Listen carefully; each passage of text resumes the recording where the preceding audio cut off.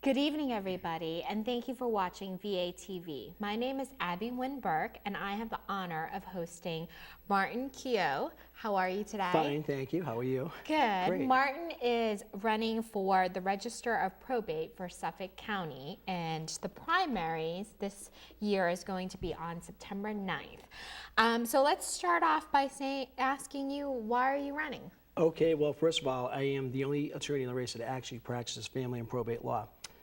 For the last 10 years, I've been in that courthouse, Suffolk courthouse, and the lines keep getting longer and longer and out the door. And it's really through no fault of the people that work there. It's because of the fact that the more people that go in there every day, they're coming in without attorneys. It's a major problem. Out of all of those people, let's say 100 people go in there today, 93 will go in without an attorney. And out of those 93, more than half won't speak the English language. So that causes a problem, not only for the attorneys, for me, but for people who go in without attorneys and other people who wait in line. So you could get there at 8:30 in the morning and be there till 1 or 2 o'clock before you get your issue even heard by anybody in there. So number one, I want to reform the office. Number two, I want to modernize it. And number three, I want to professionalize that office. It needs help, and that's why I'm running. Okay, so let's tackle some of that. When you say reform, so you're talking about, is that having attorneys available for these people, or? This is what they did a few years ago, and no one in my race can tell you this because they weren't, up until December of 2013, they didn't know a thing about this court because they never, even the other attorney in the race probably wasn't, maybe it was in that court once, but a few years ago, they would have the lawyer for the day. Every day, they would have a lawyer for the day. So if you came in without an attorney, somebody would help you fill out the forms, and you could pretty much get on your way. They had an internship program that allowed not only law students, but college students to come in and assist people without attorneys. Okay. A few years ago, they also had what was called the Self-Help Center. Now, what they've done in the meantime is they put the Self-Help Center down in the middle of the courthouse, which is, not a bad idea, but there needs to be one put back into the probate court. The best part about the attorney for the day and the internship program and the self-help center is it doesn't cost any money. The last thing we need to do is spend more money in that office, and we don't have to. But the real question is, why did they get rid of the lawyer for the day? Why did they get rid of the internship program? Why did they get rid of the self-help center? And some people will say budget cuts. Well, the lawyer for the day costs you nothing because we go to Harvard, BU, BC, Suffolk, Mass School of Law, where I went. And you get the attorneys in there who are under General Law Chapter 303 can go in and practice law or at least assist people in there. Costs you nothing. Good. So, and then for modernize, is that what you were talking about on some of these people who are coming in? They either need translation help or need just basic information on probates. Under former Register Ionella, who was there a few years back, he was in the self-help center. He put forms there that were in different languages. We need them in every language. There's almost close to 100 different languages that are spoken in the Commonwealth, never mind around the world. Yeah. But we have to have forms in every language so that somebody who comes in that doesn't understand English, they can read it in their own language, number one. Number two, up until April of this year, they didn't really have a website.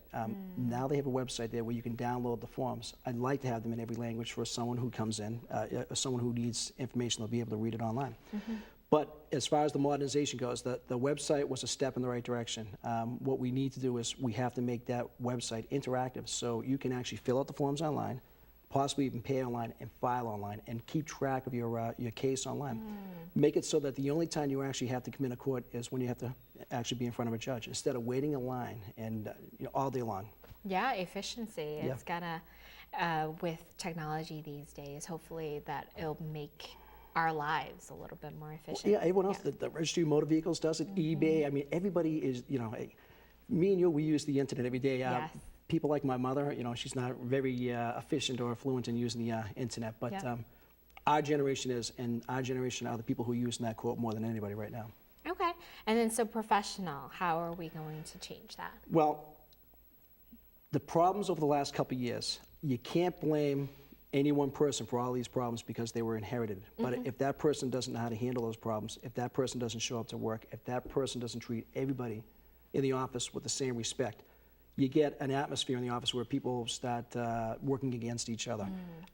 It becomes very unprofessional, and I want to professionalize the office. My way of doing it, which is the way I work all the time anyway, is I would be there every day, on time. I'd stay until the very end of the day. I would actually be out there helping people at the counter, not just sitting back in the office and say, you do this, you do that. I would lead by example. And I'd make sure that that atmosphere, that the people who work there, and believe me, you know, sometimes state workers get a bad rap. Sometimes they do. In this case, they really are getting a bad rap because you basically got 29 people handling hundreds and hundreds of cases every day. I think that if we can make the office more professional, it will induce all the employees to work a little bit harder, a little bit, they won't be as sour if somebody gives them a hard time, and it happens all the time in there. So that's what I mean by professionalize the office. I will actually lead by example, and I'll make sure that office is an office that people talk about, that turn right around as soon as I get in. Good. So for kind of in layman's terms, for those who have never even gone into a probate court where, you know, either they didn't have to deal with a will or an estate or whatnot, tell me a little bit about what is the Register of Probate. Okay, this is really funny because on the campaign trail, there are 3 things I have to explain. Number 1 is, who I am, even though I ran last year and a lot of people know who I am, there's still a few that don't. When I get past that hurdle, I've got to explain what the office actually is. They'll say, probate court, what is the probate court? The second question that you just asked. And the third question is, where is it located? No one seems to know where it's located. But as far as the probate court goes, it deals with death, divorce, child support, child custody, trust estates, wills, conservatorships, guardianships, equity matters, name changes, adoptions, anything that you have to do that has to do with the family. Like, for example, if you get a ticket from the police, you would go to a criminal court. If you were to sue your neighbor over a tree falling in your yard, you'd go to civil court. But when it comes to family, you go to probate court.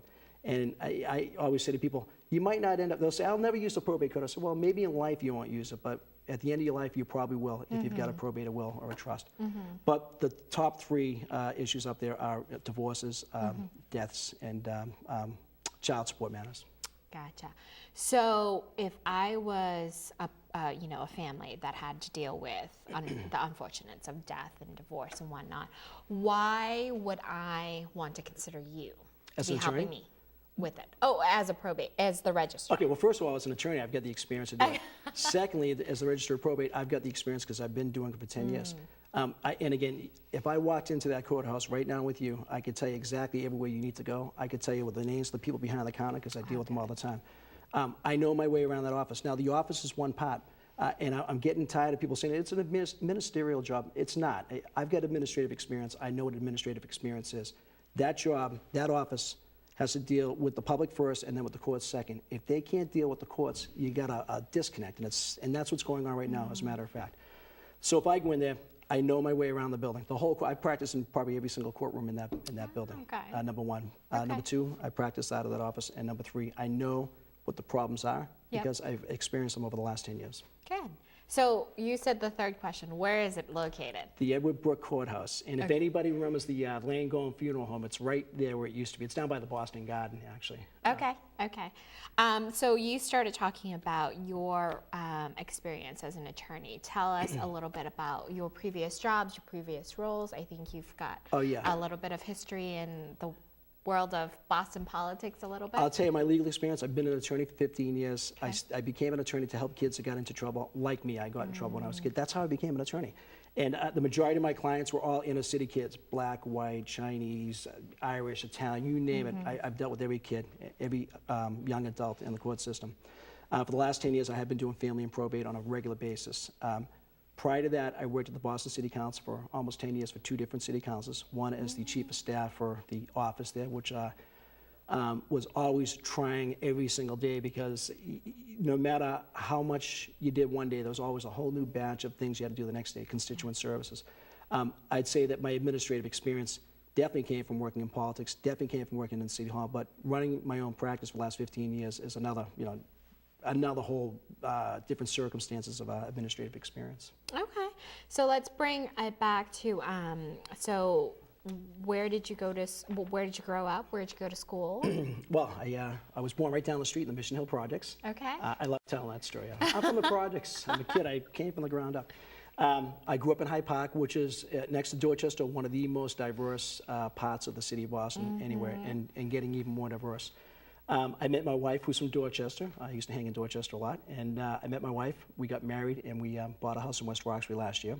We've got 2 children, my son Nolan, who just turned 3, and my daughter Penelope, who just turned 9 months old. Oh my gosh. Yeah, That's so. fresh, brand new kids, Oh, right? yeah. Oh, there's nothing but I love kids. I wish I could have, 3 or 4 more. It's up to my wife, though. She's the boss. So for kind of the balance of life, if that's going to be a little bit hard.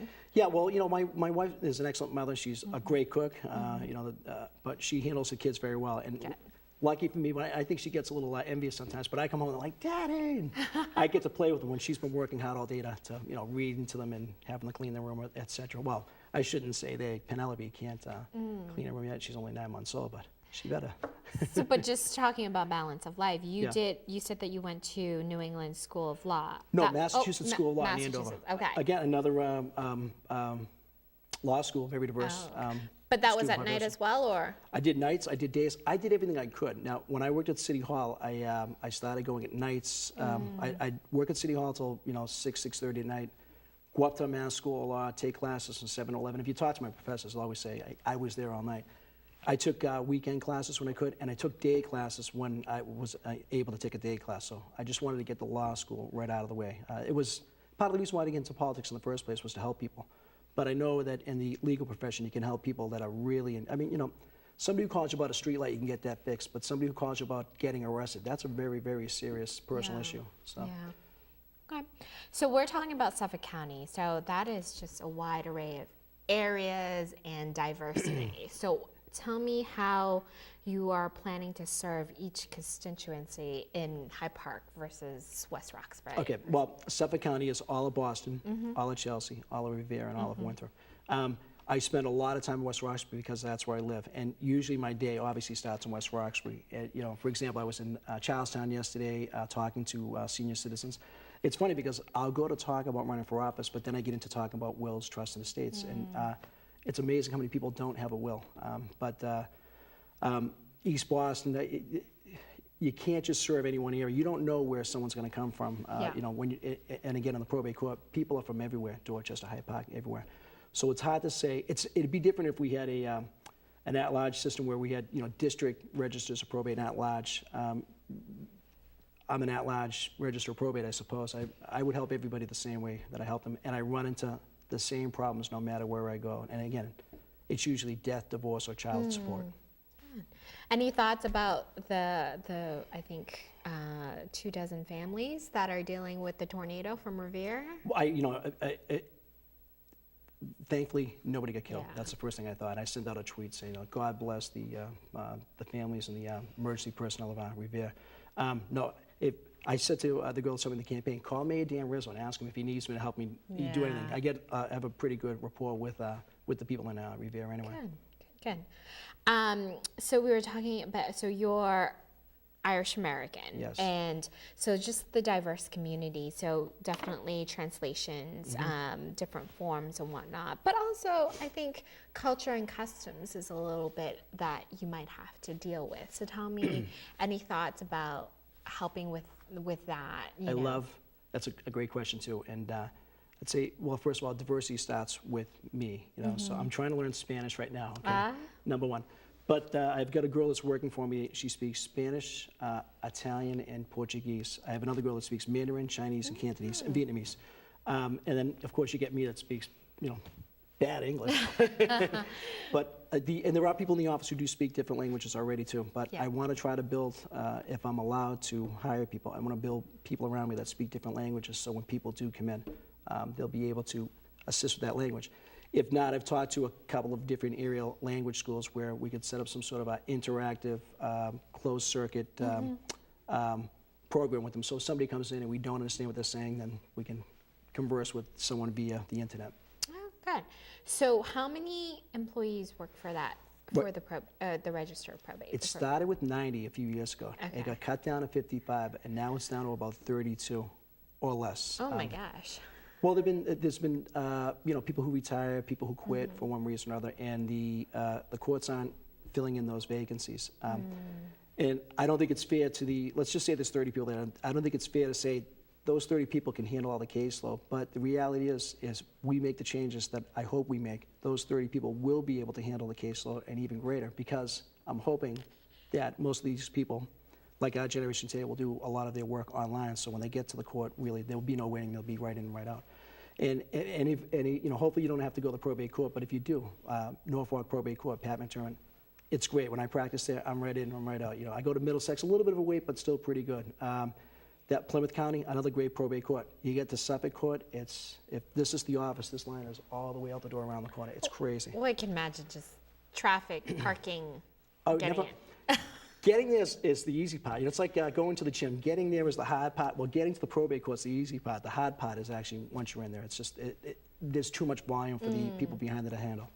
So you say, and I think this is one of your platforms, was so elders.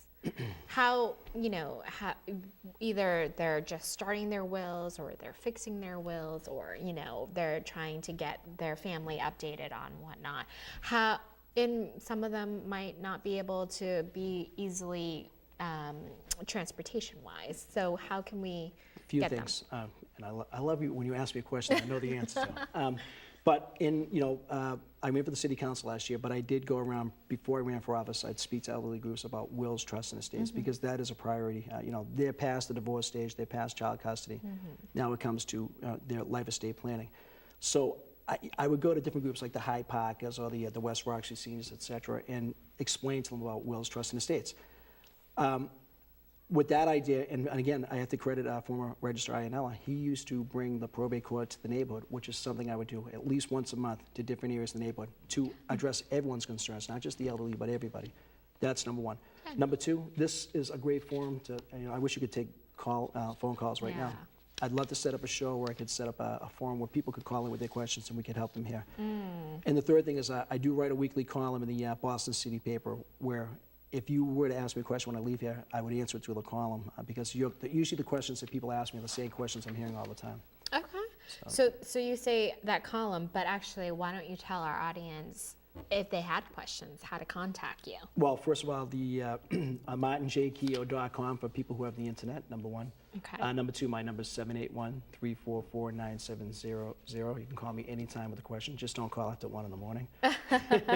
And if you see me in the street, like, my wife says that I like to talk, but the reality is I don't really like to talk. I like to help people. And so if somebody stops me in the street with a question, I usually answer it. I'll take their number and I'll call them right back. And, I'm obviously not out trying to get clients right now because I'm running for this office, but even when someone asks me a question, I don't think I'm going to get this person as a client. I think I'm going to help this person. If they call me or they call somebody else, I've helped them. So. Good. So I'm going to put you on the spot. So we ran for city councilor last time, and now we're running for register of probate. So why the shift? Why the change? And why should the audience vote for you again? Okay, great. Well, running for the city council, as running for this race, it's all about helping the people. And again, I was in city politics for 10 years. I did constituent services. There were times when I would let my boss know what I did so she would know what I did. But I enjoy doing constituent services. I like helping people. The difference between running for city council last year and running for the register of probate this year is that last year I would say to people, I'm Martin Keogh. They wouldn't know who I was, but they knew what the city council seat was. This year I run, they know who I am, but they don't know what the register of probate office is. So it's a complete reversal. The district, the county itself is obviously bigger than the city of Boston, so there's a lot more ground to cover. There's a lot more new people to go and meet, and that's the tough part, is meeting new people. The easy part is that when I'm out campaigning, I'll go to Fields Corner Tea Stop. I go about once every 2 weeks and say hi to people, and there's nothing better when someone comes up and they said, you got my vote, you're here all the time, I see you and this and that. Forest Hills I go to, everywhere I go, people know who I am now, so. The difference is that it's a little bit easier, but it's harder. So there's no really good answer to that question. Okay, so I can say this because I married Irish, but so you've got a whole group of white male, a little bit, Irish Americans, a couple of other candidates that have the same background, same history. But we talked a little bit about the diverse community. We talked, Fuse Corner, just the Vietnamese community, and I'm sure just the Cape Verdeans and Brazilians and Portuguese. What makes you different than the other ones? The other candidates? Well, first of all, I am the only attorney that actually practices family and probate law. I've been doing it for 10 years. I didn't just see this seat as a job opportunity. I have a job. I'm an attorney. What makes me different is that I know what the problems are because I have been in there. I know if I walk in that court, people will know who I am. I know who they are. So I've been there. If we walk in with all the candidates, the people will gravitate to me because they know who I am, number one. So knowing that I know what the issues are, I have the solutions, I believe, and I put it on my website, the 10 things that I'd like to do.